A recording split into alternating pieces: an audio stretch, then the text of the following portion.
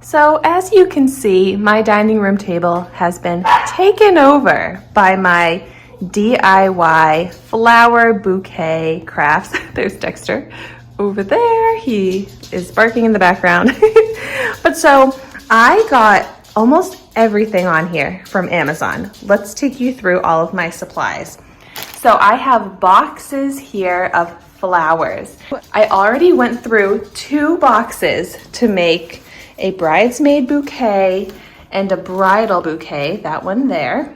But so I also got these glitter roses, which are beautiful, but the glitter comes off and I don't really like that because it's messy.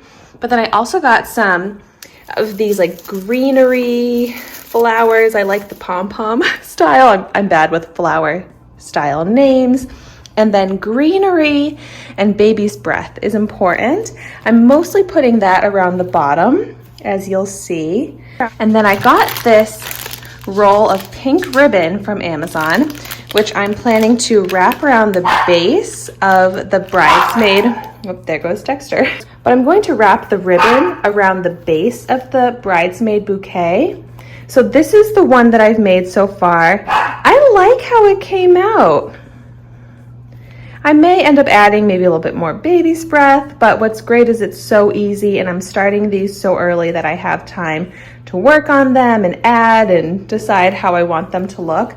But I definitely think adding the ribbon is going to be a really nice touch. And then if you look closely, I have, like you can see there, these little sparkly gems. They didn't turn out exactly how I was hoping. I did get these on Amazon and this is how they come. They're just very flimsy at the base, so they aren't as easy to stick in. I was kind of wrapping them around the base. And then this is what I'm using for the base of the bridesmaid bouquets. I got this pack on Amazon and it came with 6 of these, so that's exactly what I used for the one bridesmaid bouquet so far. And it's awesome. It's this nice firm foam and it comes with the little skirt, but very easy to just stick the flowers right into it. And speaking of flowers, let me show you, for example, how they come.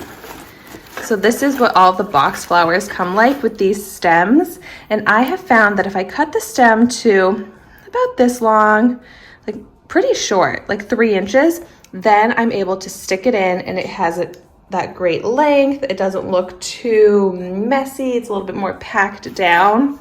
That was one of my first mistakes, was I was just putting them in with the full length of the stem and it was just kind of sticking out all over the place. So trimming the stems I have found is key.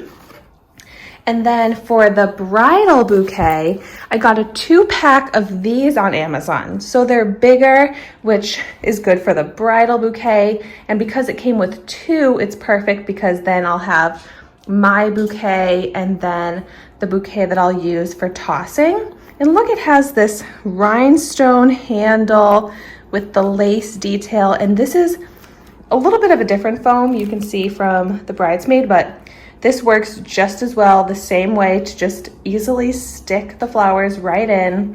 If I do need to secure them a little bit more, like this foam is a little bit more breakable, I've just been hot gluing the base of the flowers and that's been working nicely.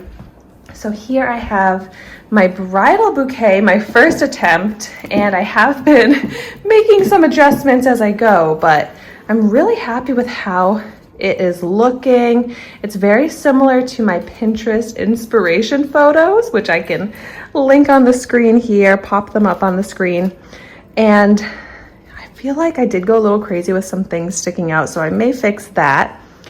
But I'm loving the colors. Obviously, I'm doing fake flowers for all of these, and I feel like they look pretty realistic, especially from a distance. They look like beautiful quality flowers.